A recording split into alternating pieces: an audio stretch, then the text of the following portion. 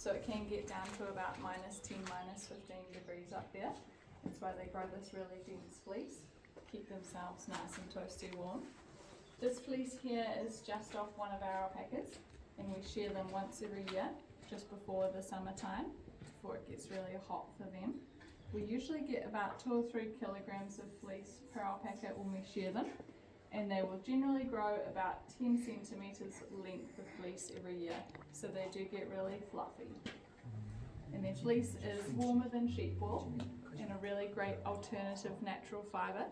It doesn't have the lanolin oil in it, so it's hypoallergenic in our knitwear. It's about the equivalent to cashmere, same warmth, same softness, but with cashmere you would have to dye it to get the colours we do naturally with our alpacas. So most of our knitwear in the shop is natural colours because they come in over 20. So we only have to wash the fleece to get it to the knitwear stage. So it's really nice and sustainable as well. On this farm we have about 170 alpacas in about the first 8 colours on the top of the chart here. So we do try to specialise more in those fawn colours, but because they come in so many colours, it's really hard to predict what colour the babies are going to be, no matter what 2 colours the parents are. Okay, so this season we got a really cool baby whose mum and dad are these 2 colours here, and she is black. So always a surprise. So we don't have any other true black alpacas, so the genetics are always random, which is really exciting. But they're pretty slow breeding animals, so they're pregnant for at least 11.5 months, just for the one baby. So our main goal is the quality of the fleece rather than the colour of the fleece, because they do all have individual quality, so we just want to get that right every single time. And they can live for about 15 to 20 years. So our females might have about 10 babies throughout their lifetime. They will start breeding from just 2 years old. The babies are pretty big. The one in the photo here is about 1 week old. They're about 8 kilograms when they're born, and the females usually weigh about 65 to 80 kilograms. So our females weigh about as much as humans, but with a baby double the size. But the babies are ready to go when they're born. Usually about 1 hour after being born, they can walk and drink from their mums. And they'll only have their babies during the daytime, 99% of the time, because the babies have to be up and running before nighttime to run away from the predators in South America. In New Zealand, we don't have any predators, which is really awesome. Do you guys have any questions for me at the moment? No. Awesome. If you do have any, feel free to ask throughout. Otherwise, we'll head out this way, guys.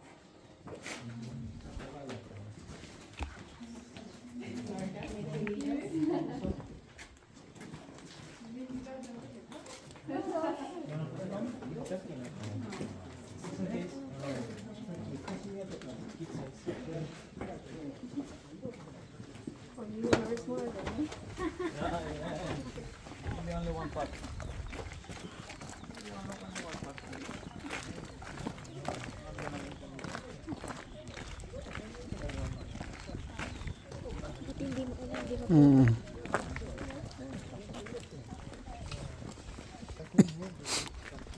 Wow.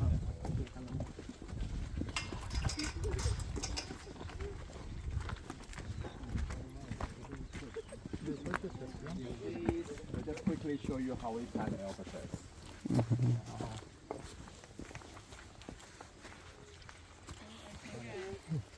Sorry. Laki oh. Just make sure everyone can see. So this one here, his name is Rising Sun. He's our top breeding alpaca on the farm. He's had about 250 babies. He's 17 years old. So he's pacing a little bit. He's usually very chill, but he's seen the dog, so he doesn't want to be in that confined space. About 20 years. Yeah. So they're all part of the camel family. They can be a little bit shy. So when we are in the paddock, we want to be really nice and slow with them. When you want to pat one, make sure you always come from the front so that they can see you. They're very fluffy behind their eyes. They can't see behind themselves so well. So always approach from the front. When we pat them, We can pat them anywhere on their neck, front of the neck, back of the neck, and on the top of the shoulder here. We don't pat them on the top of their head. I know it looks really fluffy, but they can't see up so well, so most of them will get a fright from that. And please, we don't pat them on the lower backs or bums or walk behind them, just in case they do kick. They don't like strangers touching their bums, you know. So. But there are a couple in here who are a bit more shy. If you come across one that's smaller or sitting down, please approach them very slowly. You can kneel down beside them, and some of them do prefer to be touched on the front of the neck as well, especially the baby ones or the smaller ones. If you can't make any friends, Bilis niya. Yeah, so feel free to wander around. You can go to find anyone you like. Gaano katagal? Ilang ano dito? Katagal? Gaano katagal yung first batch? Isang oras po. Yung tour? Oo. O isang oras.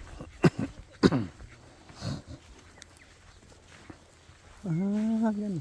Tapos pagkatapos nito, iba na naman ano. Oo. Naman kasi mapupuno din sa ano. Kaya kinuha ko nitong us-unsi para Tama. sakto lang yung dating natin.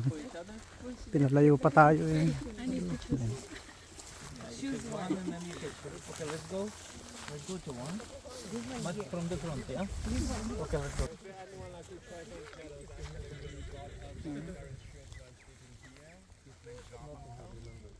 Slow down and get lower, and then their eyesight, and then they feel way confident. Oh. Fingers inside. Looks very, very good. Yeah. Iba ito.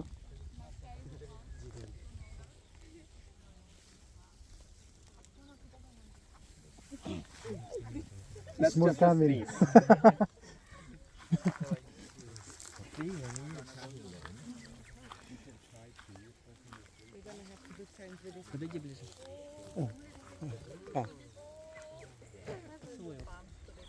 it doesn't look at me. Iba ito. Maliit na camel.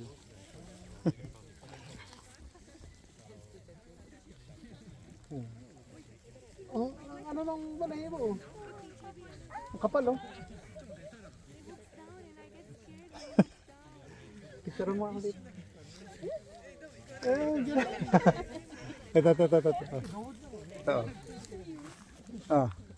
Picture mo ako dito. Hindi, ikaw na dyan.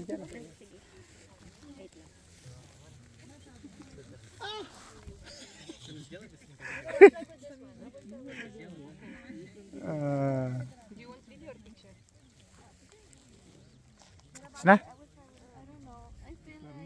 Yan.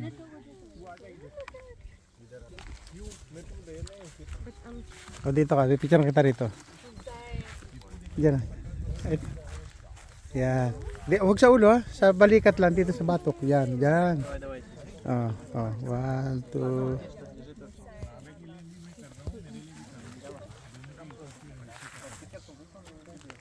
Oh, isa nakahiga na dun.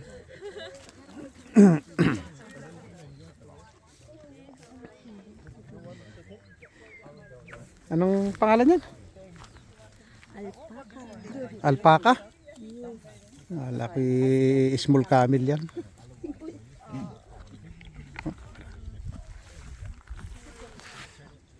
Ang kapal ng buhok oh. Oh.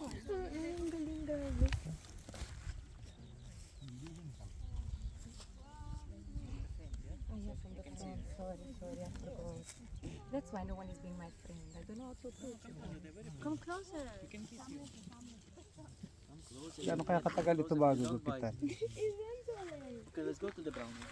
The brown one doesn't like to be pet. Brown. Malinis yun na yung brown na yun. Actually, all his family members, they don't do much with alpacas. Because they always Tornado, this is my favourite baby boy. He's not such a baby, but he's not like this. You have to make up. I want a picture of him. Video mo nga ako. On his shoulder. Dito. Tingnan natin kung magpapayakap ito. So, I use the birch for him. Pasarap. I'll show A little bit further from, always right next to the face so they can see you clearly. Yeah, when we're too close to the body, they feel you are pushing them to move on. They'll keep it just walking forward. Yeah.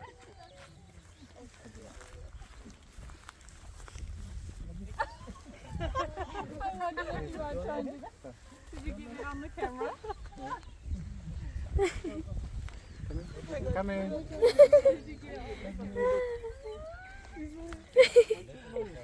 Lalayo. He's a nipply boy. You can even pat him in the cheek.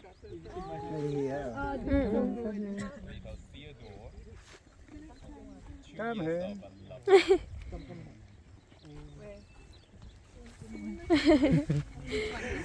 It doesn't matter. Go hug. You can also go to. Try. Just hug. Just one thing, I will do live, so keep your Look, Yeah, yeah. go there. Go there. Oh, how I think. like this. You hug me. Hug mo nga. He's fine, I promise. He's really good. He Yeah. really likes like Oh, scratches. today forget about good time because Yeah. Hug mo nga. Hindi ba? Haka ko na lang. Hindi. It's okay. It's very friendly. We'll stand up. No, that Ba ito? A nice one sitting down by the water. I think that you guys Nice. Ito isa maganda oh. Tingnan mo. Video mo nga ako dyan.